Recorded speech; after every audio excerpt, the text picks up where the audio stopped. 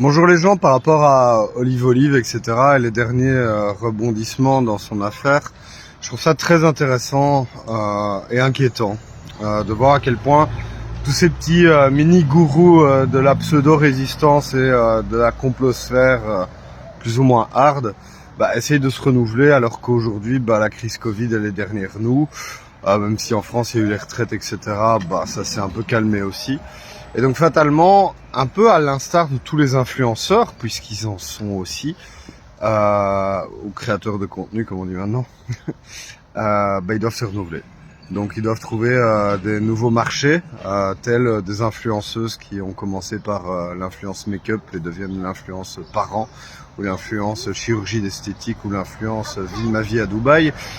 Pour des gens comme Olive, comme Gabin de Vécu, etc., il faut aussi trouver des nouveaux moyens de pouvoir générer du contenu qui va pouvoir générer de l'argent.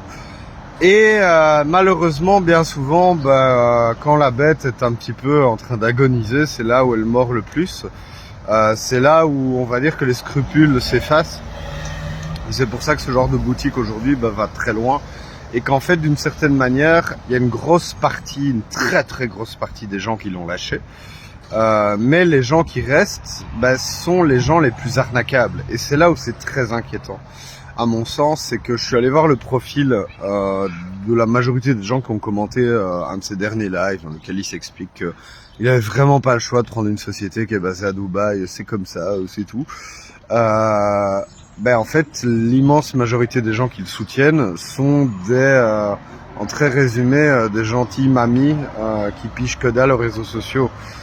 Et qui voit dans Olive quelqu'un de très gentil et qui fait du bien aux gens et qui apparemment ne remettent pas en question le fait que si elles ont envie d'aider une association, autant filer 100 balles à l'association plutôt qu'acheter un sweatshirt et une gourde d'Olive pour qu'Olive ensuite reverse 10 € à l'association. Et donc là c'est très inquiétant parce que pour moi, je suis allé voir le profil de certaines personnes, on n'est même pas que dans des personnes âgées, hein. On est aussi avec des personnes atteintes de handicaps mentaux, clairement, sans aucun doute. Et donc on est vraiment dans de l'abus de faiblesse. Et je trouve ça vraiment puant, vraiment extrêmement puant.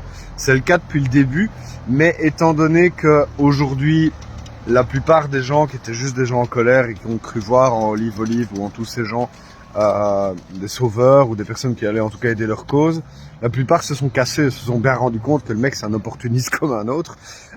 Et la base de dur qui reste sont les gens les plus crédules. Et du coup, vu qu'on a cet écrémage de tous les gens les plus normaux, on voit un peu le noyau dur, et ce noyau dur il est très triste en fait.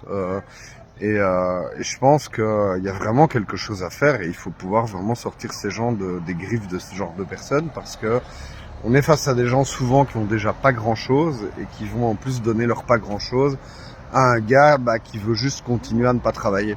Parce que littéralement, il le dit dans son dernier live, avant il travaillait dans le bâtiment. D'ailleurs, il a été interdit pendant 5 ans, je sais pas si c'est toujours le cas maintenant, de diriger une société, un peu comme Magali Berda, tiens, comme par hasard, pour fraude. Il a également été condamné à l'inéligibilité pendant 3 ans parce qu'il n'a pas payé un imprimeur pendant sa campagne. Donc voilà, c'est quelqu'un qui est un fraudeur et qui a aujourd'hui, encore aujourd'hui, des centaines de milliers d'abonnés sur les différents réseaux sociaux qui font qu'il y a des personnes qui seront pas au courant de tout ça, il y a des personnes qui sont fragilisées et qui vont se faire avoir et qui vont faire que ce type qui sait plus vraiment travailler parce qu'il a plus le droit de diriger une entreprise, il a pas envie d'aller se salir les mains en fait, hein. C'est plus facile de faire de la thune en faisant des vidéos sur internet qu'en allant bosser. Voilà. Donc je trouve ça très inquiétant parce que plus il va avoir du mal à choper du fric et plus il va aller dans le vicieux, et c'est toujours comme ça que ça se passe. Et donc si vous connaissez des gens par hasard dans les commentaires que vous voyez, si vous voulez prendre le temps d'aller leur parler à ces gens en allant voir les commentaires Facebook, je pense que c'est la seule chose à faire. Et je pense que l'État devrait aussi faire ça en fait. Moi j'avais essayé de rentrer un projet à un moment, enfin ça s'est pas fait. Mais je pense qu'il faut des assistants sociaux sur internet qui aillent voir ces personnes une à une pour essayer d'entamer la discussion avec elles afin de pouvoir leur expliquer ce dans quoi ils sont en train de tomber, je pense que c'est vraiment important. Donc voilà. Si quelqu'un entend ce message et a une idée ou a envie de prendre un petit peu le temps d'aller voir les commentaires sous ces personnes et de discuter avec elles, je pense qu'on va permettre éventuellement à quelques personnes de ne pas se faire escroquer à nouveau une fois de plus, parce qu'en général, en plus de ça, ce sont des gens qui ont déjà donné 2 balles à Divisio, 15 € à Florian Philippot, 100 € à Olive Olive. Voilà, enfin, c'est des gens qui sont en général multi-arnaqués et c'est triste, vraiment. Voilà. Allez, bonne journée, hein. Moi je vais travailler alors que je pourrais vendre des gourdes. Quel con.